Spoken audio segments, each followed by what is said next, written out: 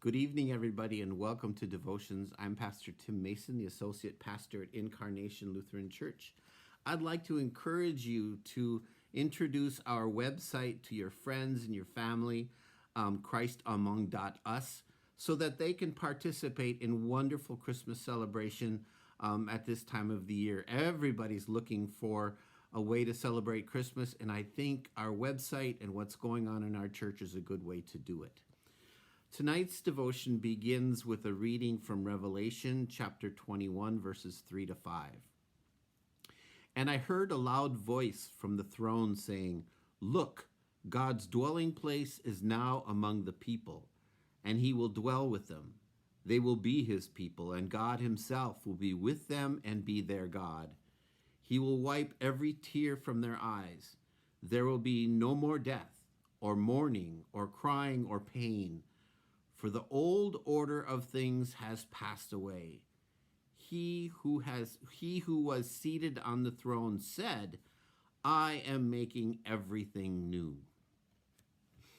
What a beautiful text, especially for Advent and thinking about everything's going to be new with baby Jesus being born.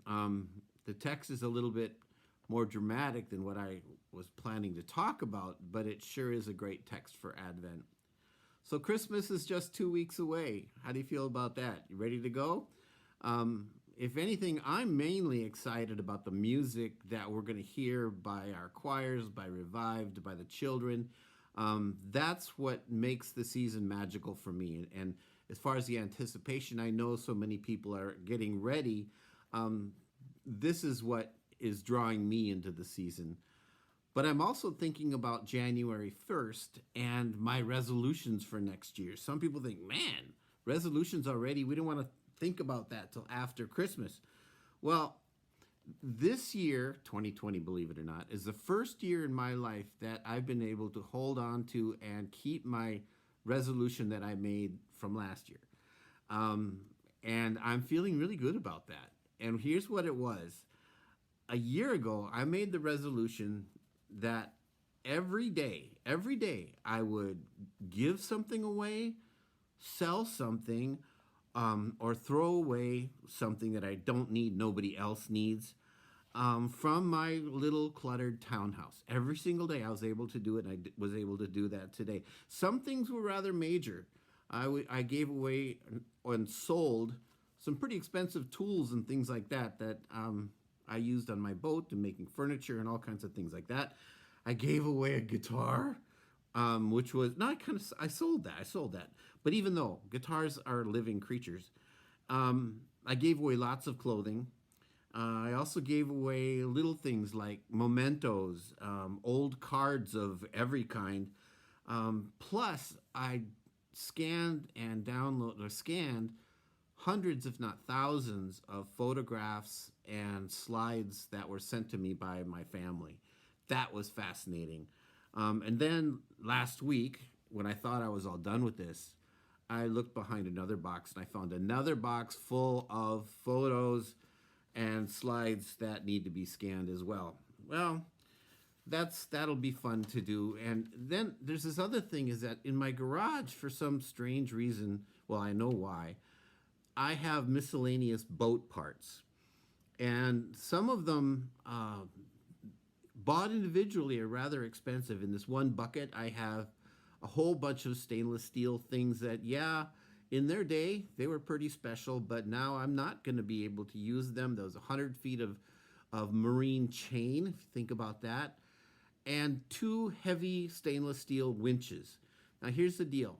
Is winches and things like that are very expensive, and when you're on a boat and you have these parts, it's always, you don't throw them away because you have that thinking of, well, you just never know when you're going to need it. Something's going to break down and you're going to need something. And I live here now. I have a kayak. This bucket of stuff weighed more than my kayak, and I had no use for it. In fact, I would look at this bucket sometimes, and I was kind of troubled because I was like, what am I going to do with this? That old thinking of wanting to hold on to something because you never know if you're going to need it stuck with me, and it really caused me stress. What am I going to do with this? I can't carry it around anymore. So yesterday I took it to a metal recycling place, which was really fascinating in itself. And this stuff in its day was worth a lot of money. And I gave it to them to recycle.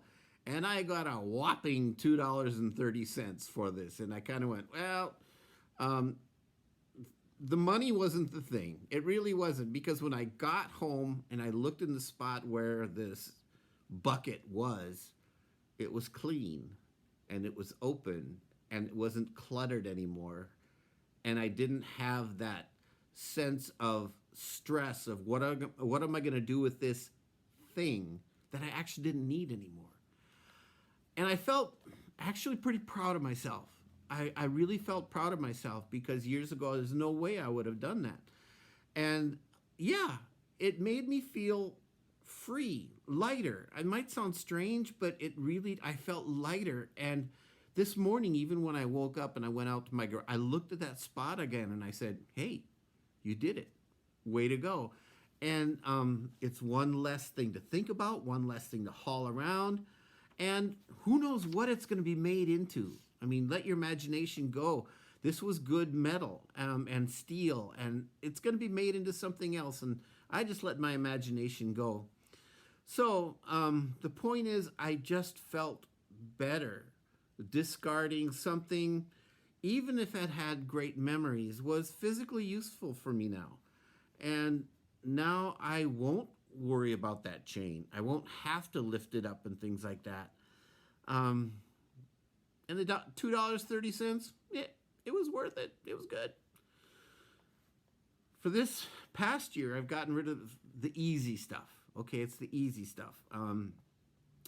This next year, it's going to be much more difficult, as most of the things that clutter my house now has great sentimental value.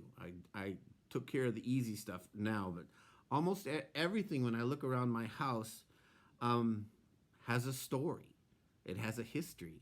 I look at something and their names and a memory will come forward, and it's going to be a little harder to part with those things. Now, there's no law saying that we must minimize and simplify, but I need to remember the moments when I gave things away and how they blessed people. I got to tell you, one day, this father, young father, who and his wife and young boy came to my house because he wanted to buy my unicycle. Yes, I had a unicycle, and he needed to buy a simple tool. I don't know what it was. I don't know, it was a router or sander or whatever. And when he came in, I could see that this man is very sincere. And when I gave the child, when he got his unicycle, and I practically gave it to him, it didn't matter. I even gave him my football, and I gave him my air pump for the football. And this little boy, his eyes just lit up when he got these things. And the dad was happy because he only paid about a fourth of what I was asking. And then when the dad was looking at a bunch of my tools, he looked at one and he says, this is what I'd like to buy. I said, sure. Is anything else you're interested in? And he pointed at another thing and I says, it's yours. And he was happy because this also I knew was going to help him with his job and doing what he needed to do for his family. And when I remember those kind of things, it brought me joy. The image of that little boy is a treasure that I will keep forever and is much more valuable than this actually very beautiful unicycle. But that's just a thing for me. Seeing that boy's joy is a treasure I will carry with me forever, and I'll never forget that. Now, I don't think I'm talking about the joy of giving. We all kind of know about that. Or the goodness of just having a more simple and clean place to live. For me, there's something more to it, especially when we're thinking about our upcoming Christmas celebrations. By simplifying or minimizing, I'm beginning to feel much more focused spiritually. Just like the Who's in Whoville, after they woke up on Christmas morning without any presents, decorations, or roast beast and such, They didn't notice the missing stuff. But as soon as they woke and gathered together, they began to sing in pure joy just to welcome Christmas morning.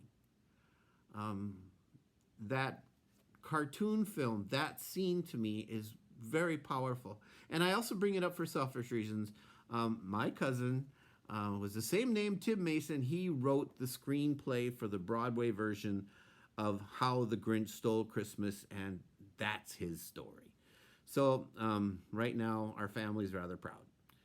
But for me, stuff and deadlines, they've clouded over my personal joy of Christmas, oftentimes year after year, but it's the music. I am truly looking forward to it. It's the music, it's the worship, it's the hearing and seeing the story over and over again. This is what brings me joy at Christmas now. I'm maturing, shall we say. Next year, I'll continue to let go of things and continue to learn about the joy of giving, sharing, and letting things that just weigh me down and cause me stress. And yes, the sentimental things, those are hard. There's actually YouTube stories to help you do that. But I know that in the process of doing this, even though it's difficult, it will bring me joy and bring me more focused. And as I grow older, my heart wants to be more and more in touch with my faith and the good news that through Christ, we are all God's children and God will never leave us. That means we are surrounded by God. As we breathe in God and then let out the stress that draws us away from God, we get closer to God. And this is the consciousness I want to live within more fully and more joyfully this year. Jesus is coming. Make clear the road of the Messiah to your heart and your mind. Saint Teresa Avila wrote a beautiful poem during her lifetime that has been used as a prayer throughout the centuries. It's really simple in its format. Maybe that's why so many people read it, especially when they're feeling times of distress. And if you're feeling anxious right now, consider this prayer. Consider this prayer, because this prayer really has a way of opening our heart to God. And you can actually take this prayer and add your own words, invoking God's help in your time of need and also in times of distraction when you want to focus on the good news of Christ being with us. Let us pray. Let nothing disturb you. Let nothing frighten you. All things are passing away.